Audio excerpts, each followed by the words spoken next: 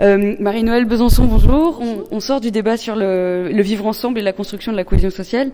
Vous avez créé les invités au festin. Ouais. Est-ce que vous pouvez, s'il vous plaît, nous le présenter en quelques mots? C'est une expérience innovante, on va dire, d'alternatives psychiatriques et citoyennes. Voilà. Donc nous, on se situe plutôt dans les lieux de vie plutôt que le lieu de soins, mais c'est quand même un lieu qui soigne la vie. C'est-à-dire qu'on vit avec des gens qui ont des difficultés psychiques, et sociales ou sociales, et on les considère en fait comme des gens normaux. Et c'est à peu près les seuls endroits où on ne les traite pas de malades ou d'exclus ou d'handicapés. Et ça change tout, quoi. On vit avec elles en les considérant comme des amis, en s'appuyant sur tout ce qui va bien. Et du coup, elles vont mieux. Enfin, c'est clair. Et ça développe toutes les capacités, les potentialités. Et ça fait du bien à tout le monde. Ça fait du bien au personnel même, ça fait du bien aux salariés, ça fait du bien aux bénévoles, donc ça fait du bien à toute la société. Voilà, en gros c'est ça, c'est vraiment une lutte contre l'exclusion, contre l'enfermement, contre la stigmatisation, parce que ces personnes sont très stigmatisées et discriminées. La France étant un des pays les plus stigmatisants au monde. C'est une enquête qui l'a révélé. Donc je pense qu'il faut vraiment sortir des étiquettes, sortir de l'idée que entre guillemets le fou est dangereux et vraiment regarder autrement ces personnes, quoi. Est-ce que de la difficulté psychique, on parle encore de maladie psychique? Est-ce que vous reconnaissez la notion de maladie ou est-ce qu'on... Bien sûr, on parle de maladie mentale, maintenant on dit maladie psychique, bien sûr c'est une maladie, il y en a dans toutes les sociétés.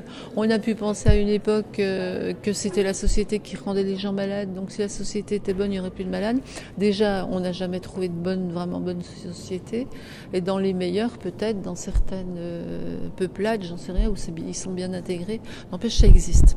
Mais en tout cas, ça existe, mais quand la société est comme elle est actuellement, c'est encore pire, quoi. La souffrance psychique augmente, même si c'est pas une maladie véritable. Même quand il ne s'agit pas de maladie véritable, en tout cas, il y a une souffrance qui est de plus en plus grande. Et aujourd'hui, il y a beaucoup de gens qui ont des troubles d'allure psychotiques, même s'ils ne sont pas psychotiques. Par exemple, tous les gens dans la rue, ils ont des problèmes. Ils ne sont pas forcément des malades mentaux, mais ils ont des problèmes, c'est à cause de la société qui ne va pas dans le sens de répondre aux besoins fondamentaux des personnes. Oui, c'est ça, c'est le constat d'une société qui coupe l'herbe sous le pied à l'être humain en ne répondant pas juste aux besoins fondamentaux et premiers. Voilà, vous l'avez dit. C'est vrai.